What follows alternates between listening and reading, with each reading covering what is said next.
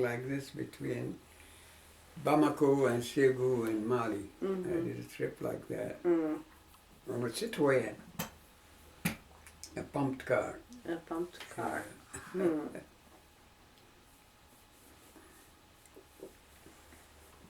Yeah, that was quite an experience.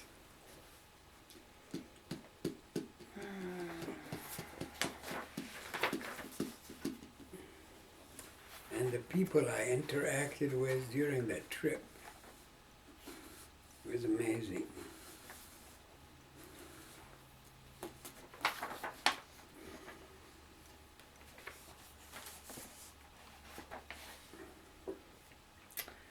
I asked, there is an Uhuru magazine in Pan-African Center, but most of the students don't know what it means. Uh-huh. But Uhuru actually means the liberation of East Africa. Okay. Oh, you got some notation there. Yeah. Dance notation. Dance notation, uh-huh. Hmm. It says, Dear Halim, this is from Doris Green. Yeah, she's well known now for her dance notation. They use it everywhere. Attached, please find a draft of the book Green Notation, Manuscripts of African Music and Dance. I believe the description is self-explanatory. I'm also faxing some sheets of sample notation with explanation that can be presented to the publisher for publication consideration.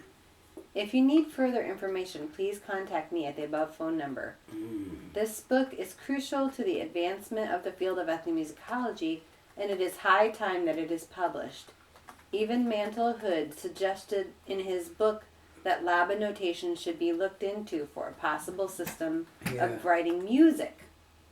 I have aligned African music and dance in one integrated score. I am bold enough to believe that my accomplishments merit the Nobel Prize. This book Good for you, Green. is a must to be printed before the year 2000. This information is being sent by fax modem. Thereby, I cannot sign it, but I can script it. If you need additional information, please Contact her. She came Don't to visit hesitate. me a lot. Doris Green. Mm-hmm. Where did she study? Do you know where she studied? I don't, but I know some people are. I was talking the other day, and they said they use Doris, the Green notation. I was surprised. Oh, who was saying that? Do you know? Trying to think. I don't know. Somebody recently. And it's like Laba notation, but in a different way. So this is a rough sample of Sabar drums together with dance movement. Mm. Huh. Yeah, who was it that I was talking to? Talk about the Green notation. This is an explanation of the sample notation. In actuality, I can send you the presentation by mail, but you can use this to introduce the matter. What's the young lady that went to Ghana? That's the name. She was in there. Amy Unruh? Amy, yeah, she was there at the birthday party. On Friday, or on Tuesday playing, yeah. Did she talk about this form? No, Oh, okay. Yeah, Amy Unruh. Amy, I know, yeah, she does. I want to see her dance, but she's got an interesting lady. She's, yeah. Yeah. Now, do you know that the African ensemble's not led by Dr. K anymore? No? No, it's led by Janine. Jean? Janine. Janine. Yeah, Janine, I forget her last name. She's good. Huh? She's a friend of Andrew Shariari's. So Andrew basically brought back all these people that studied at Kent State, and they've been at other places. But they were his friends when he was a student here. Oh, So he brought them back. He brought them back, and now they're teaching. Mm.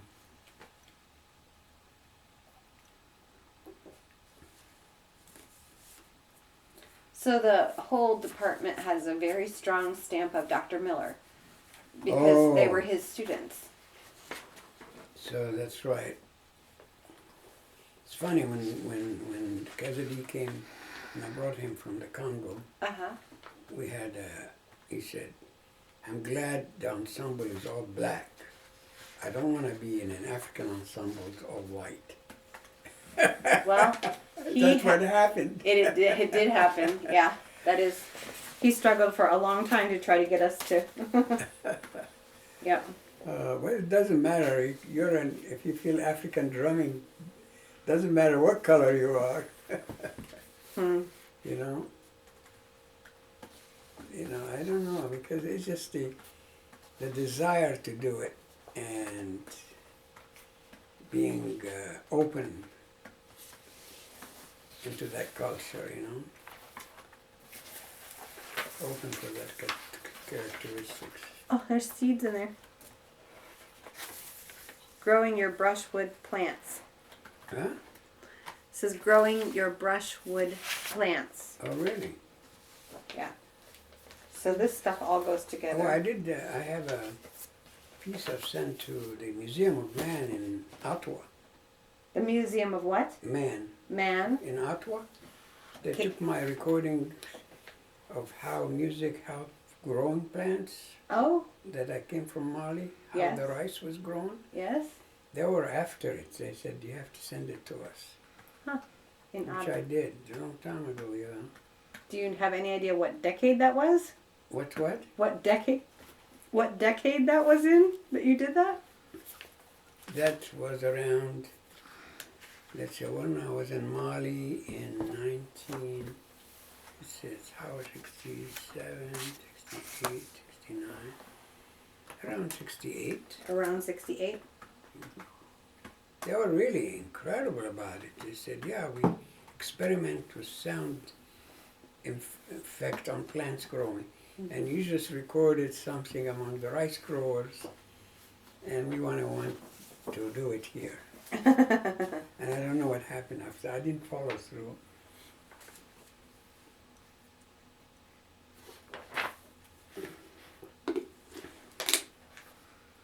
But the energy was incredible in that rice growing,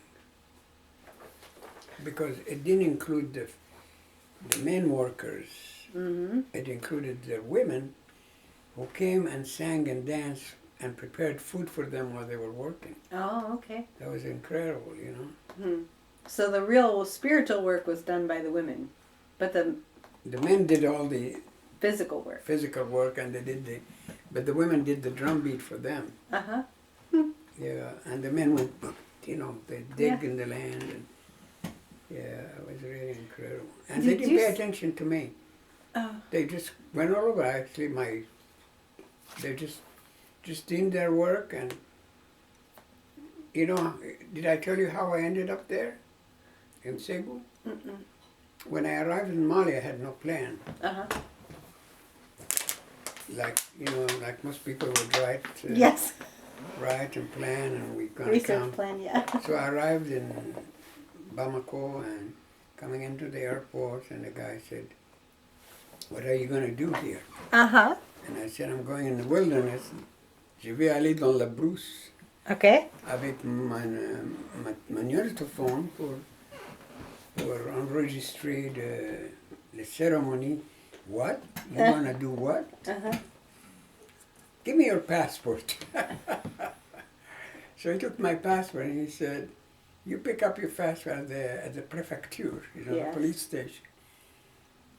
Why? He said, you don't have a plan or anything? I said, well, I'm coming to experience the traditions, Here I am.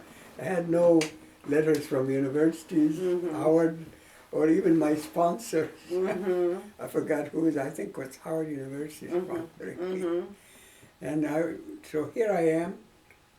And then I didn't know what to go. I arrived at the airport and I stood there with my bags outside the airport area, just standing there. And then I hear some voice. Halim! C'est Bambile! I said, Bambile? Yeah, I know that name. He said, don't you remember we talked at the airport, you were sitting next to me in the airplane. Oh. And we talked and talked. You're my friend. I said, yeah. He said, where are you going? I take you. I said for myself, I really don't know where I'm going. Right. But of course, every French, West African place, they have a Grand Hotel. Okay. Oh, je vais aller Grand Hotel. Oh, I say, I'll take you there. Yes. I have no reservation, of course. So here I jumped in the car, and he started going in this narrow streets of Bamako. And as he goes, he sees this big, he stops, he meets a guy on the sidewalk, big, like 6 foot, dressed in white, Askia, he's a holy Muslim guy. Okay. He stopped there talking to him. So this big holy man kept talking to him, but at the same time kept looking at me. Yes. And he said, "Who's this guy?" And so I said, "Yeah, I'm here to go. I wanted to go to chez le Bambara." I spoke all French very well, Je vais aller chez le Bambara à Ségou. He said, "What?" Oh. He said, "Do you know how to drive?" This Askia Muhammad guy. He said, "Yes." He said, "Well, take me there." "Take you where?" He said, "Take me to Ségou." "Come on." And the other guy said, "What shall we do?" He said, "Ségou, that's my plan." Oh, okay. Yeah. I'm going to Ségou. So here I jumped from that car. I didn't go to Grand Hotel yet. Yeah. And jumped, and he said, "Here's my Citroën. It has a pump in it." Right, got you. But no windshield drive, no wind, it's lacking a lot of stuff. And we started, it was getting towards the evening, towards Ségou to central Mali. Wow. In the evening. In the evening. And no passport, no IDs, nothing. Just he and I driving him to Ségou. And it started raining. Well, thank goodness the highway doesn't have too much back then, 1968, 67, 68. The traffic was not heavy there. So my hand would be like a windshield wiper. Outside the Wow. This is my second experience with a Citroën Yes. after the one in East Africa. That you ruined. As it pumps up. Yeah. So finally we arrived at his house. We started in the evening. We started in the morning, just the morning coming up. So he arrived at his nice big kind of countryside, overlooking, farms and things like that. And he comes in and people run in to meet him and took his robe and attended to me, and we sat down.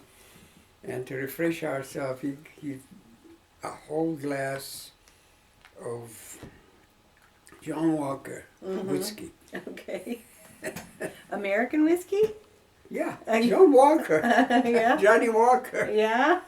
I don't know what's Johnny. I think it's Kentucky whiskey. Yeah.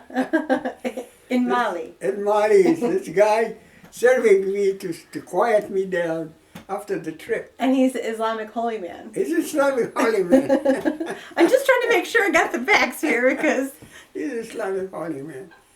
Yeah, it's Askia. Askia means really, really holy. Muhammad Askia. Big guy. And I sat down with him, and boy, it felt good with the heat and this ice, full of ice, this whiskey. Johnny Walker felt wonderful. And then we sat down, and then people came in, and we ate some local. I think they had the best avocados in the world. Oh, yeah. They're just beautiful and ripe, and the coffee and everything was just fantastic. And treated me and said, "We stay here now for a while." And, so I slept there. Smelled the morning coming in, the villagers coming in, the women coming in, carrying their babies, and, the whole community. And then he finally came in to go to the field. Then he carried his bag, and his bag was full of banknotes, money. Oh. Just huge. he carried it, and people came with big trucks to farm the land. There was the rice land. And the people came with big trucks, and he met them, and women and men and food and everything came, and they come in and started farming and singing and dancing, and here I am with my recording machine recording all that. And then he took his bag in the middle of the field. He took a bunch of banknotes, and he go and walk over to somebody and handed it over. And his bag was just unattended with all the money in it. Right. And he would pick up some and give it to some other family, and he give it, It was incredible. I see him picking up this bag, sitting out nowhere. It was full of money, and nobody even, he wasn't worried somebody's going to pick it up and go or anything like that. And everybody took, but the way the men worked and the family danced and sang, it was really intact, like a very powerful situation of production of, making the plans, the women involved, they did the food, and the men are, with their physical ability, preparing the land for the rice, because you have to put a lot of water for rice growing, So did you see similar activity anywhere else in Africa in your experience, that the women would sing and drum and dance to kind of spiritually enable the men to work? Did you see that in other places? Or to enable the men to work. Yeah, did you see? That was very unique. Very unique, yeah. Yeah, I think they do. I think among the Kikuyu people there was a lot of relationship like that. The Kikuyu people. Is David coming? Somebody at the Is door. it 3:30? No, it's 2:17. I don't know. Who's this guy? See who it is. Oh, to get my legs up. Hello! If that's David, he knows to open the door. The door is open. Oh, no? Hello.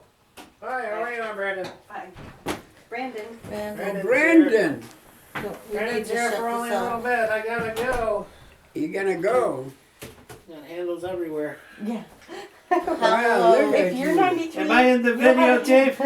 Yeah, you're into be videoed and